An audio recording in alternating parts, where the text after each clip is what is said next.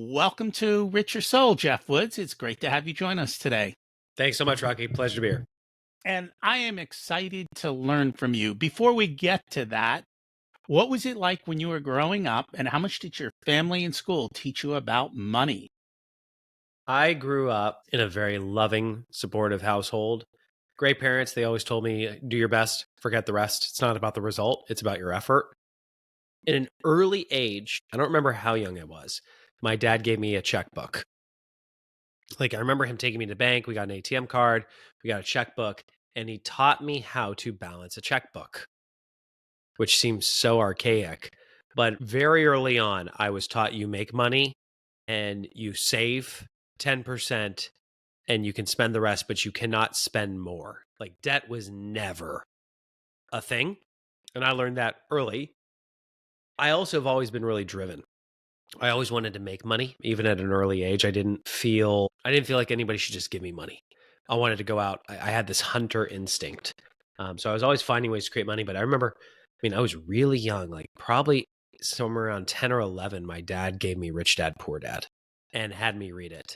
And I at that young age, I learned this idea that as an employee, you have earned income, highly taxed, not in control. Even as a small business owner, you're really self-employed. So you just have a worse boss, which is yourself. But you want to be on the right side of the quadrant, which is either being an actual business owner or an investor. So from a young age, I understood the idea of investing money. The moment I started working, we had a Roth IRA set up for me. I always maxed out whatever I could on the Roth side, on the 401k side. Like, that was just something I did from the moment I started working. And all of a sudden you get into my 20s and there was a good amount of money in the retirement account, more than most people have in a net worth period. And, as a result of surrounding myself with the right people, I heard that Jim Rohn quote, you're the average of the 5 people you spend the most time with. I've been incredibly purposeful about surrounding myself with the right people. We became millionaires, late 20s, early 30s. And I've just been going since. All right, I have a bunch of questions about that.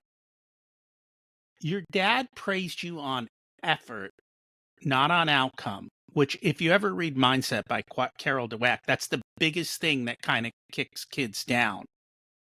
And then he taught you about money. Where did that come from? Was that just something he knew to do? Was it just kind of, because that's not normal, I will tell you that. I don't know. I've never asked him where he learned about money. I just know that it was always about, as long as you try your best, we'll be proud of you. And it was really about, if you don't get an A, but you tried your best, fine. What does it look like to do even better next time? And that's just something that really stuck with me. Also, the way I'm wired. My mom used to say, if you dangle a carrot in front of Jeffrey, he'll go after it.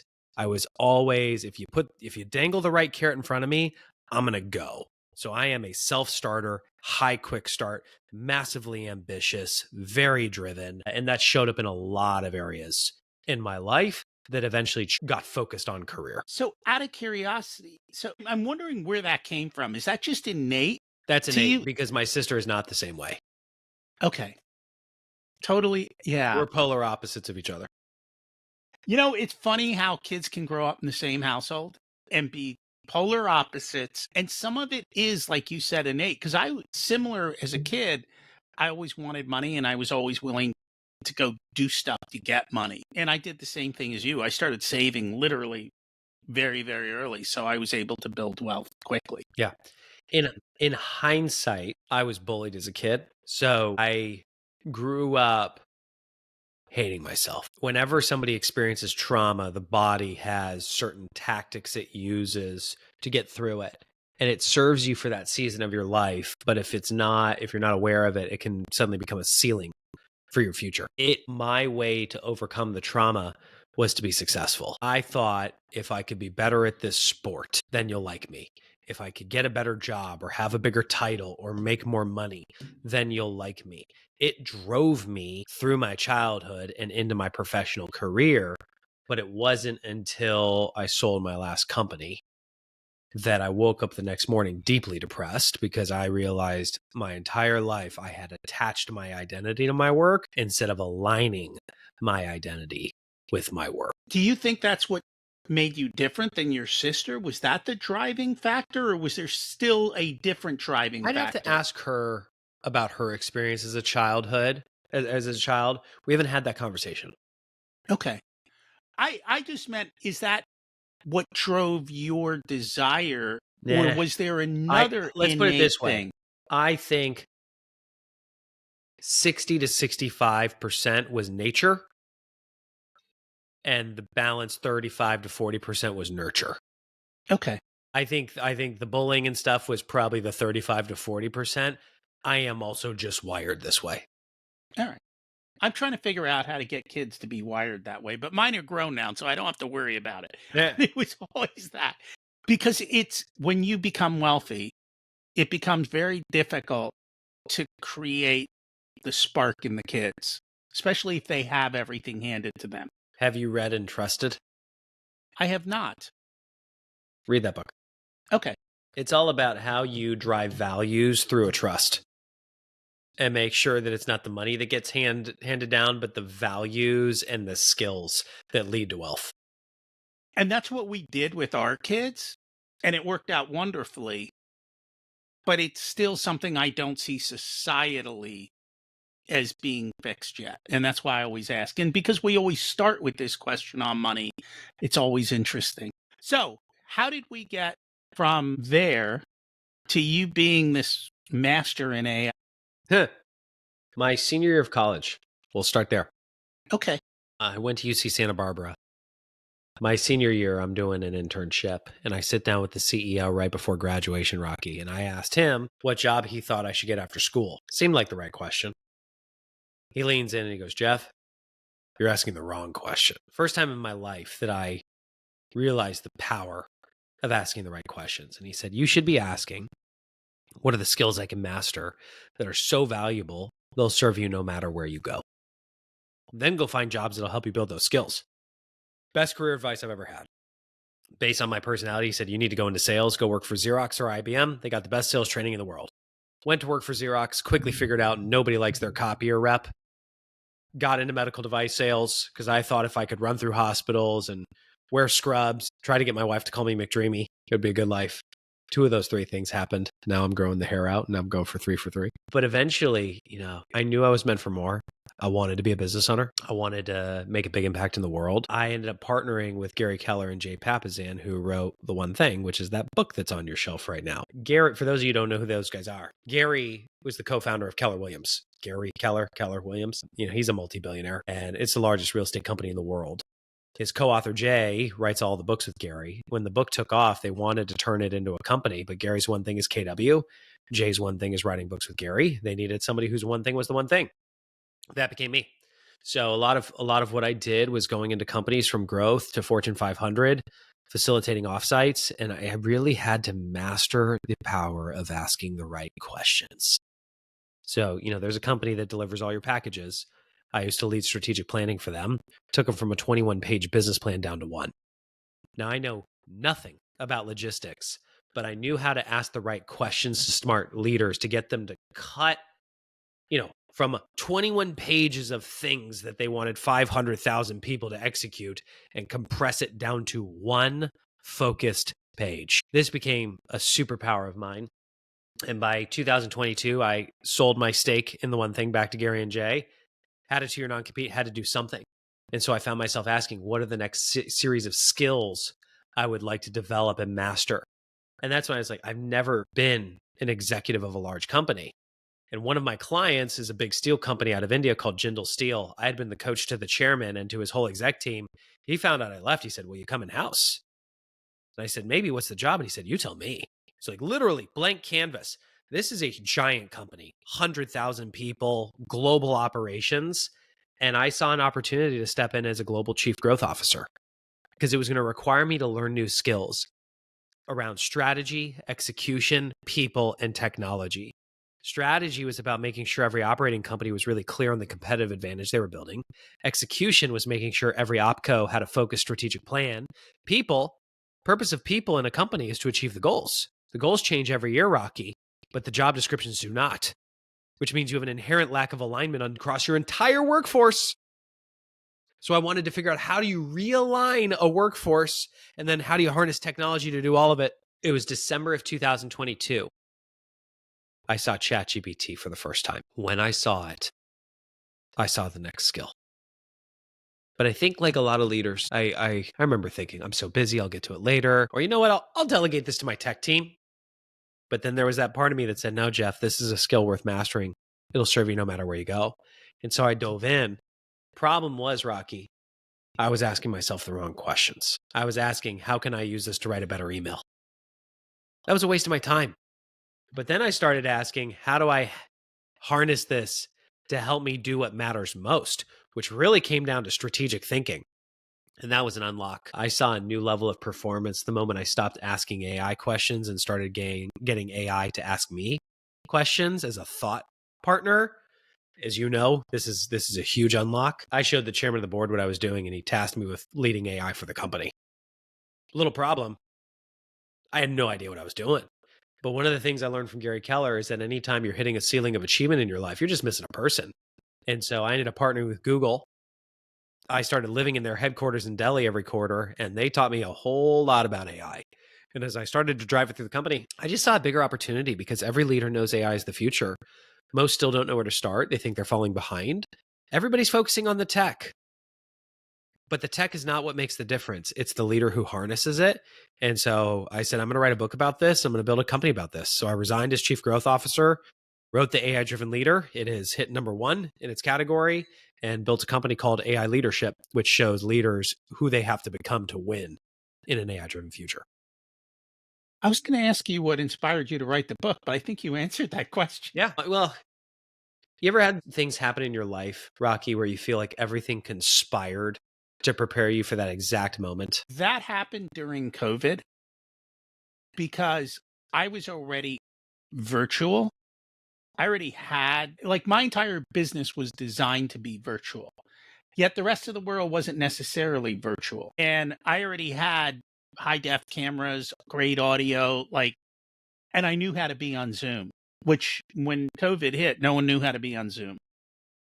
And so I felt like for the first time in my life, everything I had done had prepared me for the moment to kind of lead forward through that. And so I literally pivoted in 24 hours. Everything around me shut down and the internet opened up virtually. And in 24 hours, my calendar emptied and refilled. Yeah. Yeah. I was having a conversation with a buddy, and he's like, man, you were born for this.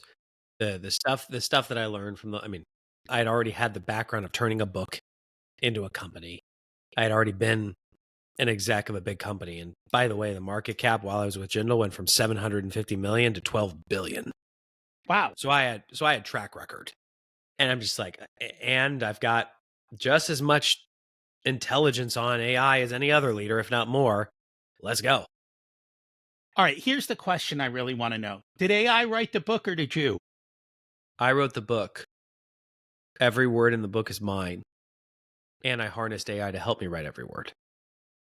So here's a practical example of what that means. I did not sit there and type every word out. I used AI to interview me as a New York Times bestselling author to help identify the value proposition for the book. And what it spat out was not accurate, but it got me to a draft that I was able to react to. I then had it make a suggestion on what a table of contents should look like. It was 100% wrong. But because it was wrong, it was very easy for me to see what would be right. And then I hired a coach called Charlie Hone, great guy. He said, pull together 20 CEOs on Zoom and teach them the book with the table of contents as your guide, and just riff for 2 hours, which is a strength of mine. I can speak off the cuff well. And so I literally talked for 2 hours with the table of contents as my guide and had an AI note taker transcribing every word. I pulled the transcript back into AI. And as that New York Times bestselling author, with clarity on who my ideal reader was, with clarity on the value proposition, with the table of contents, I said, I want you to create a chapter outline only using my words from this transcript. And every chapter should adhere to this structure, which my coach gave me. That was 6 months of work that I did in 10 minutes. I would have AI act as my ideal reader and read every chapter and give me feedback on what it liked about it, what it didn't like about it, the top changes I'd have to make to it. And then I would strategically decide what changes to make. So when I say I use it as a thought partner, that's what I mean. And that makes a lot of sense. I've read your book, and what it did was open me up to a lot of different ideas. The first was I wasn't treating AI correctly. So you think back, this isn't today, I think differently than I did back then. But everyone had made AI out to kind of be simplistic, not smart, not this. And you're like, AI's read 200 million books and it's got a lot of knowledge. But if you treat it like a 5-year-old, you're going to get a 5-year-old's response. Whereas Yes. if I treat it like an expert, it's going to bring me the expert response. But one of the things I also realized is it won't take a stand. It won't give its own opinion, right? It'll just give you the information in a sense. And maybe I'm not getting that right. And it's not like, I think you used the word oracle. It's not an oracle, it's a prediction machine. Yes.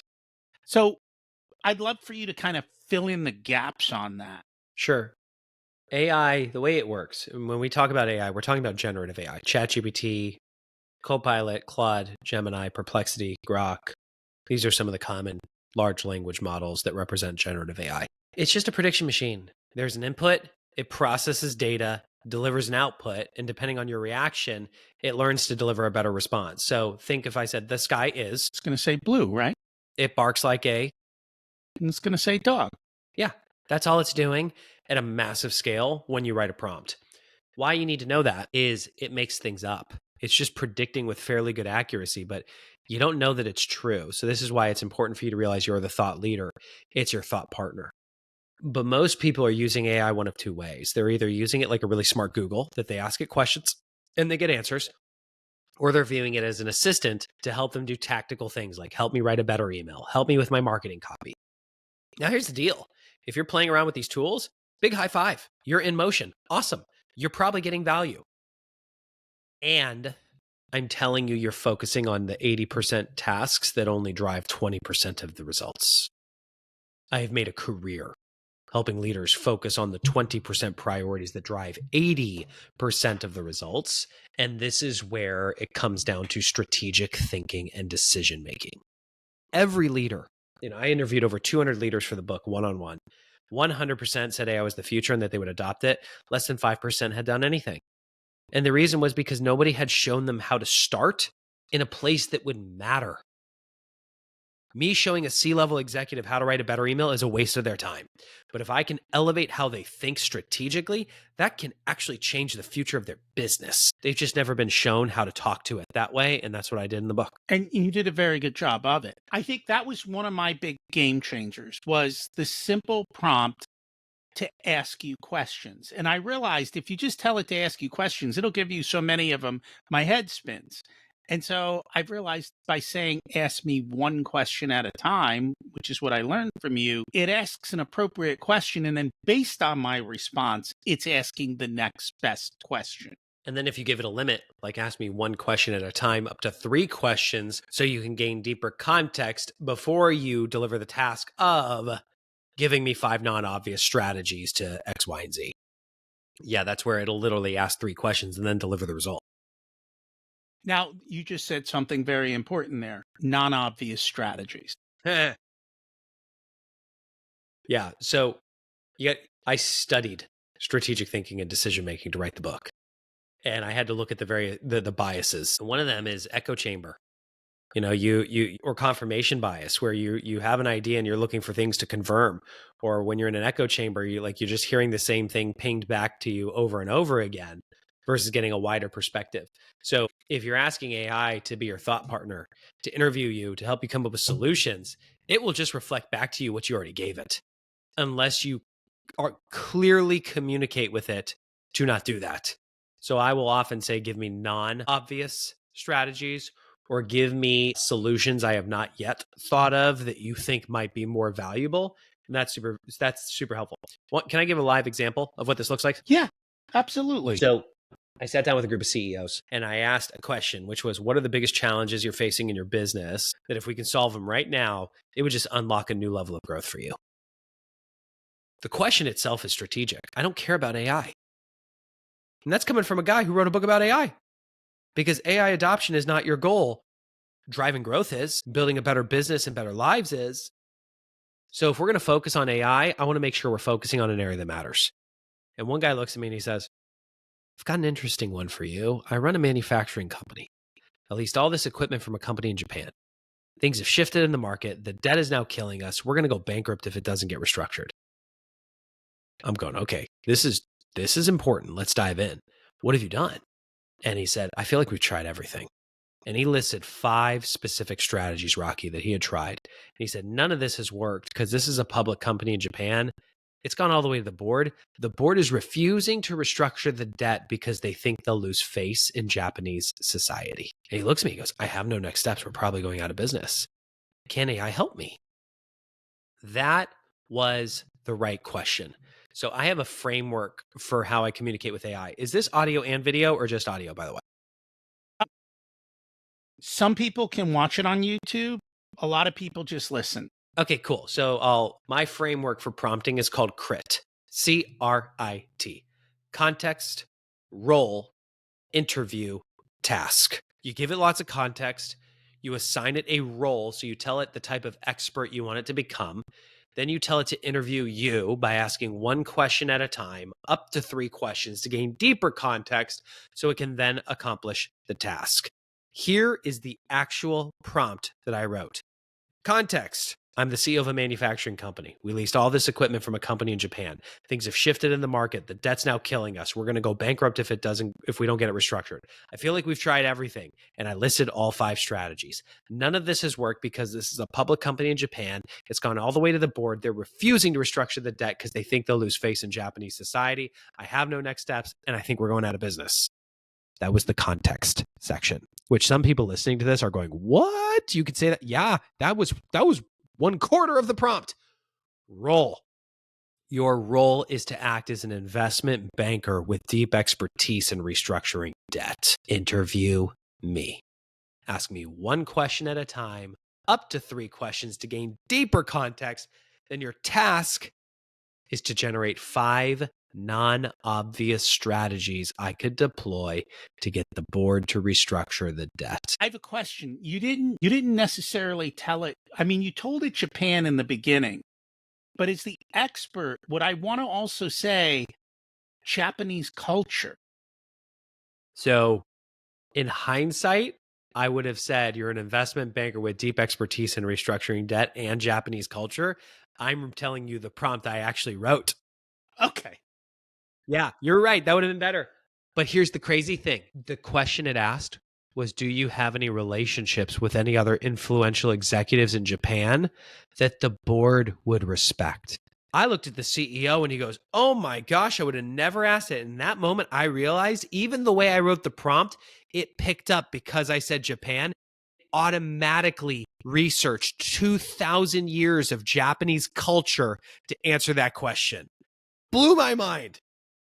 He goes, I actually do have those relationships. And then it asked 2 more questions like that were like very inside baseball on how he had navigated Japanese culture and society.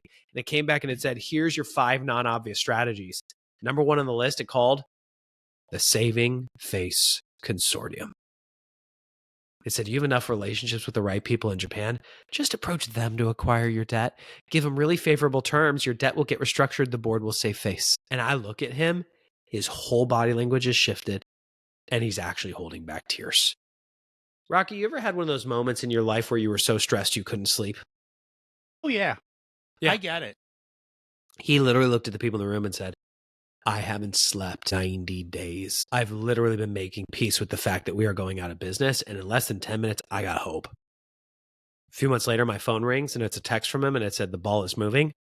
I actually think this is going to get done. That is an example of using it for strategic thinking to identify non-obvious solutions. How you can apply this, I want you literally to pick what is the biggest problem you are facing right now, that if you could solve it, it would unlock a new level of growth. I don't care what it was. I literally had a pharmaceutical company earlier today was like, how do we overcome Trump's tariffs? And we did it.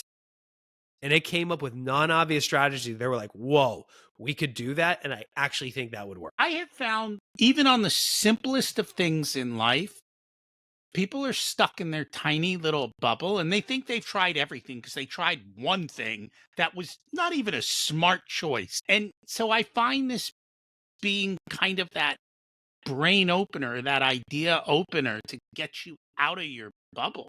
Yeah, I have this. There's an image in the book.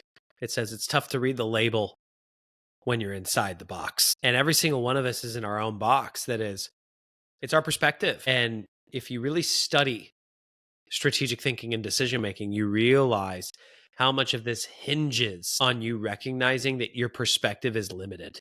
And the greater you can enhance your perspective, the greater the opposing ideas and options you can have access to, the better the decisions you're going to make. Can I give you a cool example? You can. So you and I were talking offline. I mentioned that the core of my business is something called the AI-Driven Leadership Collective, which is an executive network for AI-driven leaders. It's gotten way more traction than I thought it would early on. And we had our first offsite in January this year. And I walked out of there going, crap, like amazing and crap. Our entire business model is going to break this year because we're going to scale faster than I thought would be possible. I knew I had to come up with a new business model.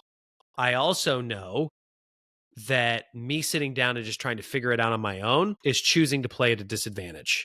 I need to harness AI here. So I went to my AI board. I have built a personal board where I trained it on my 10-year vision for my company. It has my business plan for this year. It knows my strengths and weaknesses as a CEO. And I had it identify the top skills I would want to attract to a board if I were to assemble one. And then I had it research famous people that exemplified those skills. And I built personality profiles for every one of them. So for example, Steve Jobs is on my board for vision and product design, but he's not allowed to give me any advice on being a husband, a father, or a leader. I'm 100% serious. Warren Buffett is on my board for long-term planning and risk mitigation. He'll like this one. I would give him the same concept. Yeah. My future self, 30 years in the future, is on my board so I can have conversations with the man I want to become today. I went to my AI board context role interview task. I gave it all the context on what's happening in the business and what I was seeing. Role, engage whoever you want on the board that you think is most appropriate. Interview me, ask me one question at a time, up to 5 questions to gain deeper context. Your task is to generate 100 alternative business models you think would scale to hit my 10-year vision with less effort than I'm applying today. From the 100, which it literally created in seconds. I physically could not have done that in my lifetime. It did it in seconds. I didn't read any of them. I said, now be the board. These got presented to you. Ask me 5 more questions one at a time. And then I want you to compress the top 100 to the top 10, ranked in order of recommendation, and explain why. I did all of this, Rocky, while I was driving in my, because I had it on voice mode and I was actually talking to it instead of typing with my fingers. By the time I pulled into my driveway, I had a new business model. I love it, and I'm going to use it. I'm in Goldman Sachs 10,000 small business program. And so we've got to come up with a growth plan. And there's parts of it that I'm really struggling with because they don't fit me. So this is a perfect way for me to go through and figure out what the future looks like based on my values and my desires and how I want it to look. Dude, it's phenomenal for that. And then once you come up with the plan, flip it and have it act as an aggressive, growth-minded board member to interview you, ask you one question at a time, up to 5 questions to gain deeper context. And then the task is to highlight every single place that your business plan is insufficient to deliver the results and what you can do in the next 30 days to plug the gap. I love it. Yeah, I mean, this is, so here's the real problem. And this is where everyone's freaking out. They think it's going to replace them. They're wrong. They're wrong. And I wanted to have data to back this up. So I went back and I studied every technological disruption in history. and studied what was life like before, what was like life after, and what are the trends that remain consistent through all of them that we can use to shape our leadership today. What I realized, every time new tech came out, there are certain jobs that were eliminated and more jobs were created. There was a gap where life got harder for some people. But what I realized is I found myself asking, what is a job? A job, this is a formula. Job equals skills applied times processes followed. Your job is just the skills you apply and the processes you follow. In every technological disruption, it made certain skills less valuable and certain processes less valuable. That is absolutely going to be the case with AI. The real problem is most people are still acting like industrial workers, meaning they really act like machines. And a human is better at acting like a machine, or a machine is better at acting like a machine than a human is. Here's how I can prove it. If you show up to work on time, take direction from a boss, and do something repetitively with minimal error with maximum efficiency, yes, AI is going to make a lot of what you do less valuable. And you're going to do what you've always done. You're going to grow and you're going to evolve.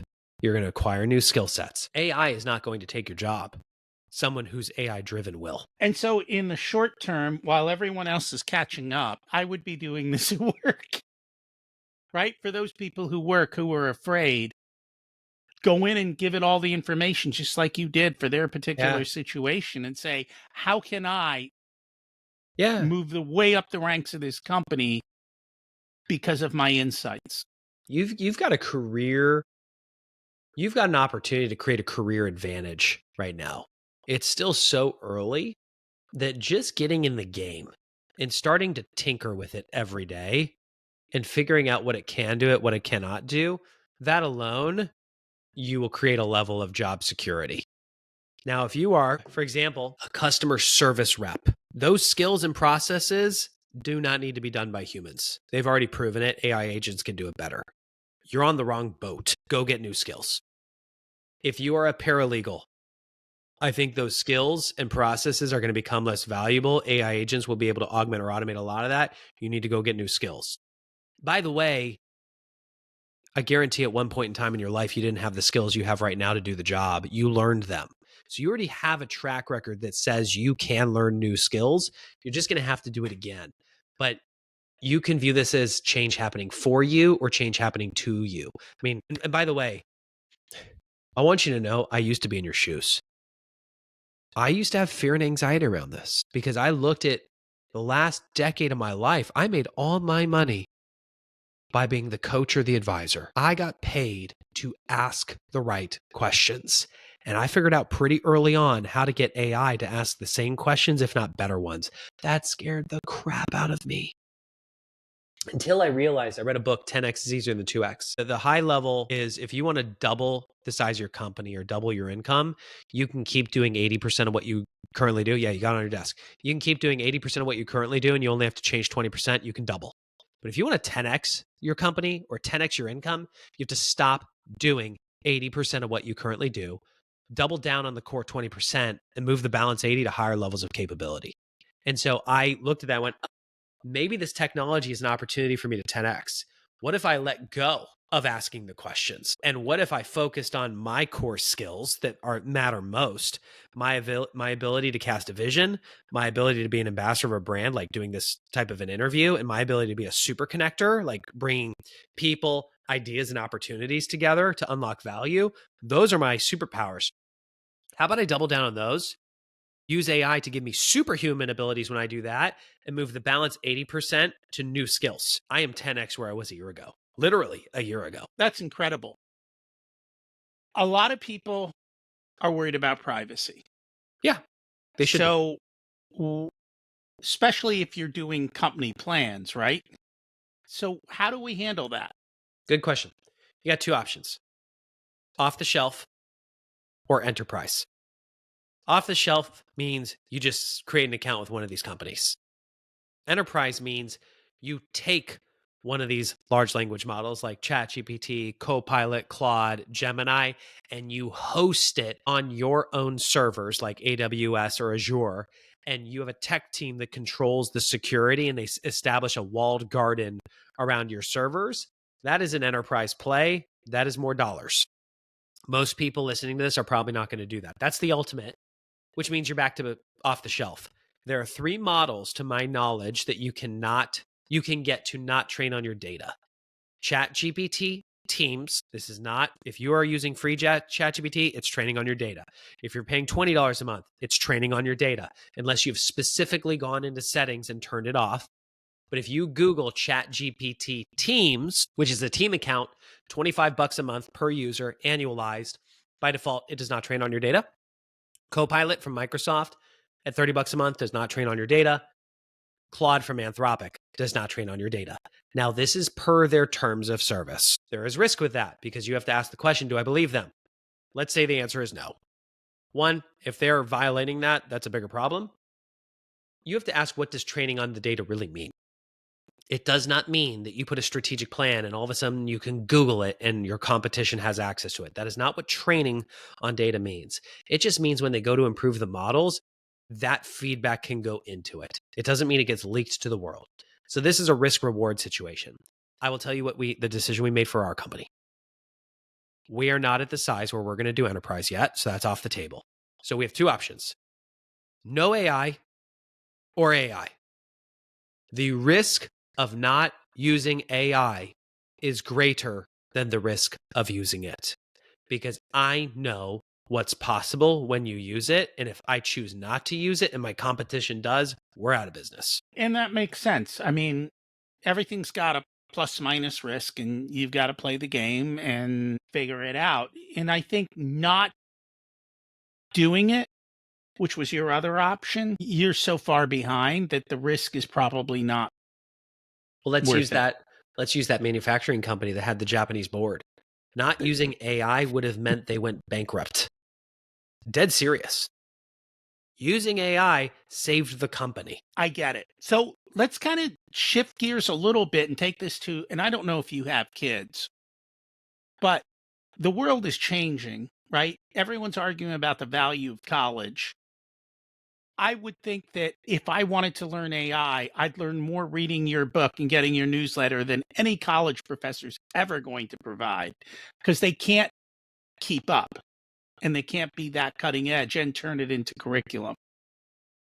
What do you tell a younger person today? Like, how should they build skills, or should they just get on AI and say, hey, you're going to be my teacher and we're going to create and help me be great?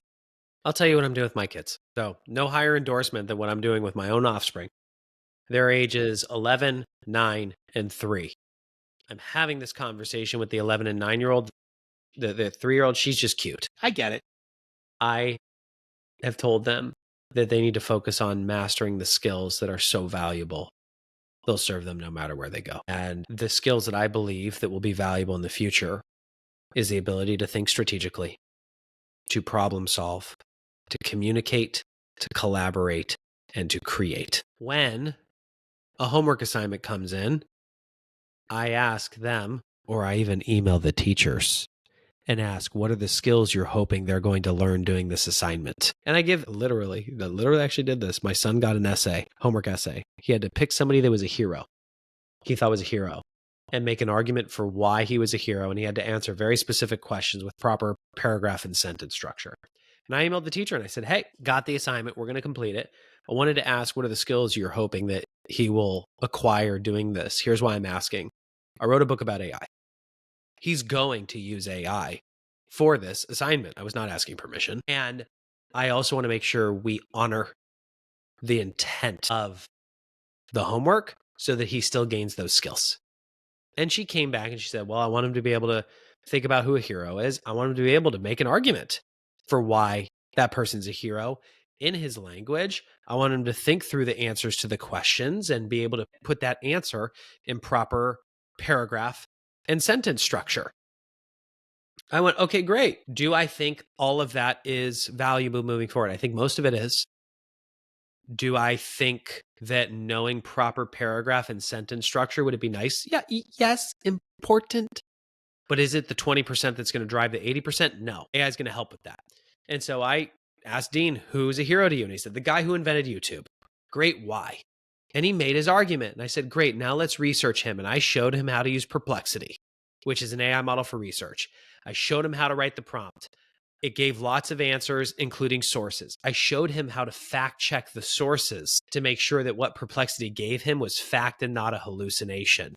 I then showed him how to write the prompt to get AI to interview him, to ask him one question at a time, to gain his thoughts on the answers to those other questions, and based on that to accomplish the task of generating the initial draft of the paper.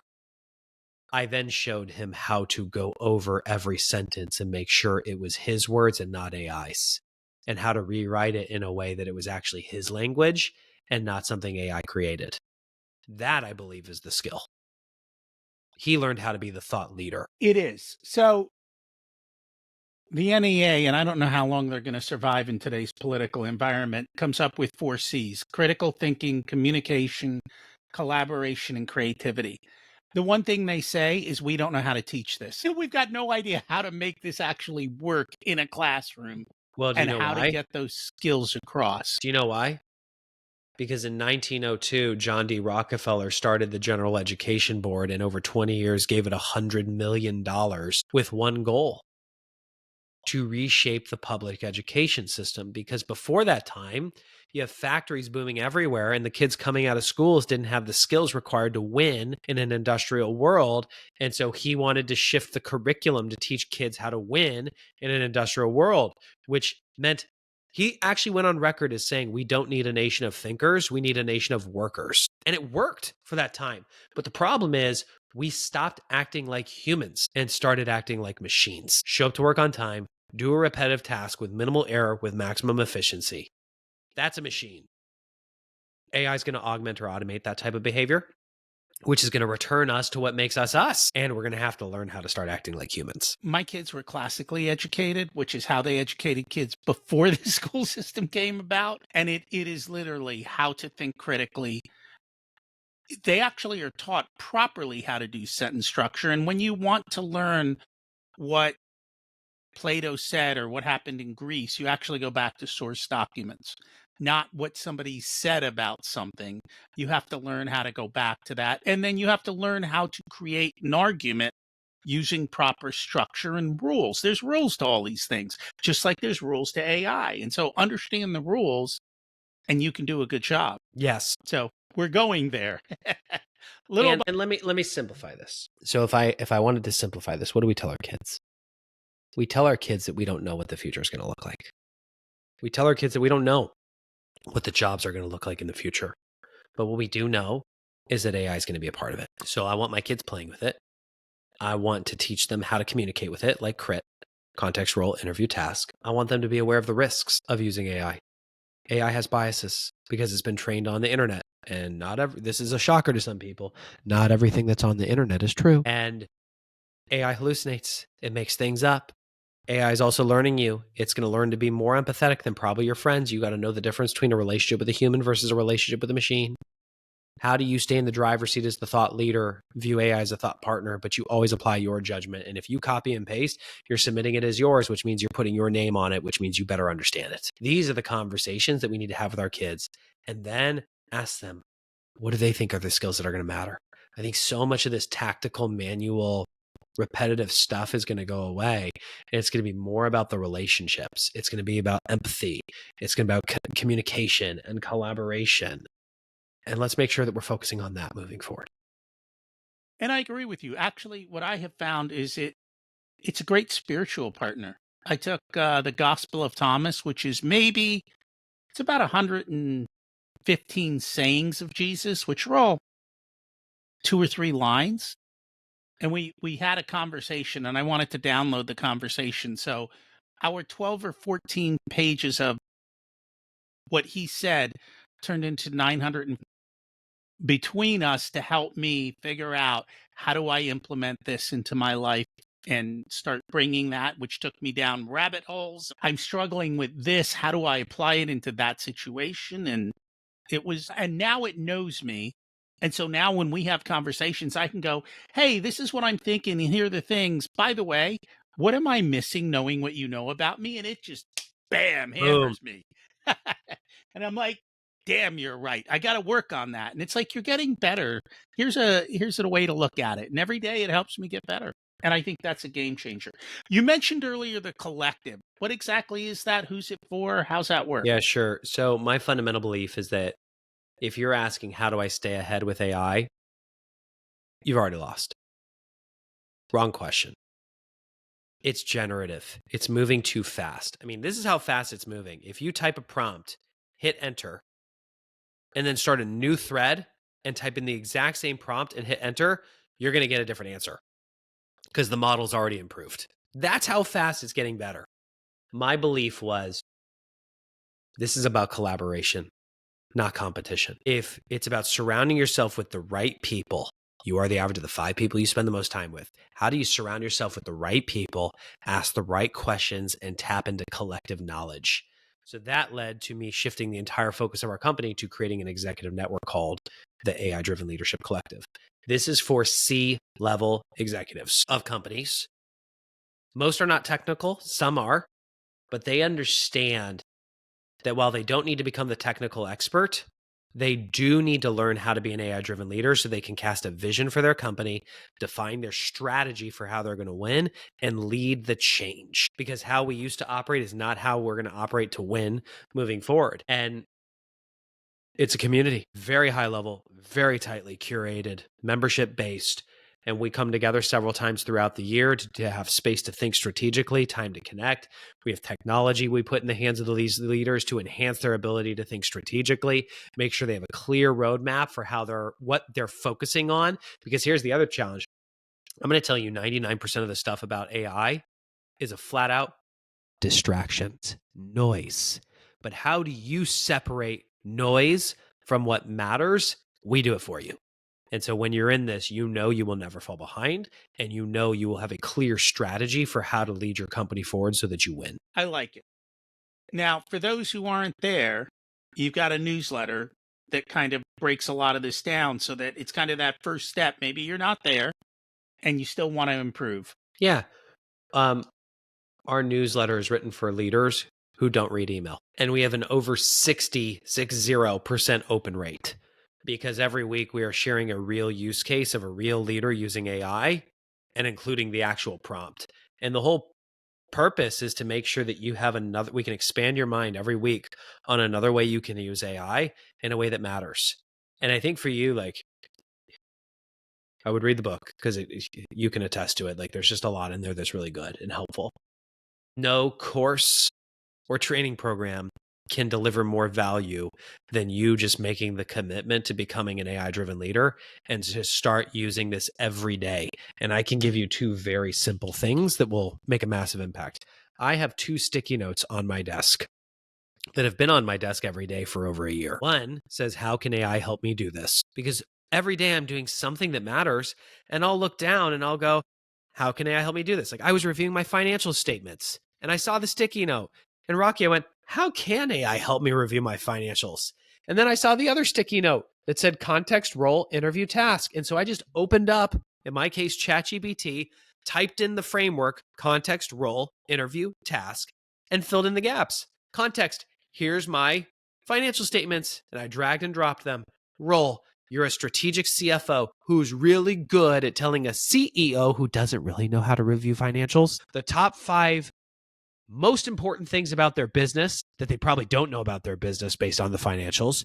Interview me, ask me 1 question at a time, up to 5 questions to gain deeper context. Then your task is to tell me what those top 5 things are. That blew my mind. I do it every month now. It's because I had a sticky note on my desk. So if you really want to make this simple, 2 sticky notes and a Sharpie. 1 sticky note says, how can AI help me do this? The other one, write context, role, interview, task. Stick them on your desk once a day, every day. For the next 30 days, write a prompt. You'll be a different person in 30 days. You will. And I'm a big fan of AI, and I don't spend anywhere near the time you've done. And I don't even think I've spent that much time. And yet, compared to the conversations I'm having, I'm like a genius, which is wild because I'm listening not. to how you're using it, you're wielding it fairly sophisticatedly. Okay. So, since I'm not on AI at the moment, What question should I have asked you that I didn't get to? What is one thing people are most likely to do that will undermine their success? And I guess they have to figure that out. Or do you have an answer for us? I'm giving you the question that you said you should have asked me that you didn't ask me. So you just asked me. Good job. Great question, Rocky. Great. Wow. Thank Great you. question. You are clearly very smart. Your mom is right. You are special. I think the biggest mistake, unfortunately, a lot of humans are lazy and they will allow AI to replace them when they could have held a standard and had it enhance them. And that standard is you staying in the driver's seat as the thought leader. I see a lot of people asking AI what they should do and just blindly following it with no judgment, or asking AI to draft the email and copying and paste with no editorial oversight. Those people, their strategic thinking, their creativity, their communication skills are all going to atrophy. For me, using AI is like going to the gym for my brain. One, it's made me far more flexible and elastic because I can go way wider now and I'm more expansive, but then I pull it all back in. And this is where the strength, the mental strength comes in, is I start thinking really critically about what do I believe? Why do I believe that way? Am I falling trapped to certain biases and assumptions or blind spots? Like I think so much deeper about my thinking now as a result of using AI. It has absolutely enhanced me. And it was funny, I was in a room of CEOs last week and I was just on a roll. And one point, one guy looked over to the other guy, goes, I feel like I'm watching Bradley Cooper in Limitless right now. And I was like, you know what? I kind of feel that way. I love it. And when you were saying that, it reminds me of the early days when we got the GPSs and people would drive their cars off the road because the GPS said turn right and they did it. And here we are again. Yeah, Darwin has a theory about those people. Darwin has a theory about those people. That is very, very true. So here's what I'll say. For those of you that are optimistic about AI, I applaud you. I love your mindset. Go, baby, go. You have a huge opportunity to gain because you've got a powerful mindset.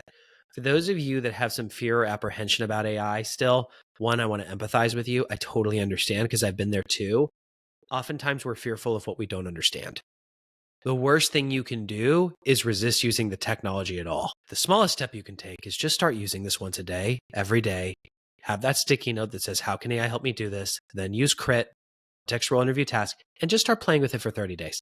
You are going to become so much more comfortable of what this can do. And you're also going to become really comfortable because you're going to realize there's a lot this thing can't do. And that's where the lights are going to turn on. And you're going to realize there's no boogeyman in the dark. It was just like a mannequin or something. It was a stuffed animal.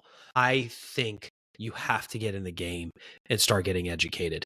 If you resist it, I do fear that you are choosing a worse future for yourself. And I concur with you. What's your secret to living an abundant life? Gratitude for what I have now. You know, it's interesting. You ever read The Gap and the Gain? I know the book well. Yeah. As a matter of fact, just this morning I was thinking about that. Yeah, a lot of people focus on the gap between where they are versus where they want to be, instead of focusing on the gains they've had between where they are today versus where they've come from. And as achievers, we often focus on the gap. I've had to learn how to focus on the gain. And it's okay to still hold yourself for higher standards for what you want for the future, but let's measure backwards in terms of our success, not what we have yet to accomplish. And I very much concur. It's something I struggle with as well. What did you learn later in life that you wish you would have learned sooner? To love myself. You know, I mentioned I was bullied so early on. Like it wasn't until after I sold my stake in the one thing that I actually became consciously aware of how much I hated myself and how toxic my inner dialogue was. And I have been learning to love myself and also just knowing that everything's going to work out. It's all going to be okay. Life's going to throw its punches. And if you choose a positive mindset and ask, how is this happening for me, not to me, you can always find a silver lining. Everything's going to work out just fine. So enjoy the ride. I think for the majority of people, the worst critic is themselves. Yeah. And it's what we all have to learn to overcome. If you were to give an 18-year-old one specific piece of wisdom, what would it be? focus on the skills that are so valuable that if you master them, they'll serve you no matter where you go, full stop. You were lucky enough to learn that early. Right at age 8. Yeah. Right What is around that? there. Right. No, 22, age 22. Okay. Yeah. Still good enough. Yeah. If people would like to learn more about the collective, sign up for the newspaper, find the book, how do they do that? Yeah. AIleadership.com. That's the website. You can learn about the collective there. You can get on the newsletter there. We also, if you're a leader and you want to get your team trained on this, we do group workshops every month that gets your team up to speed real fast. And, bare minimum, get the book. I would highly encourage you to get it and read it with your team. It's changing a lot of lives.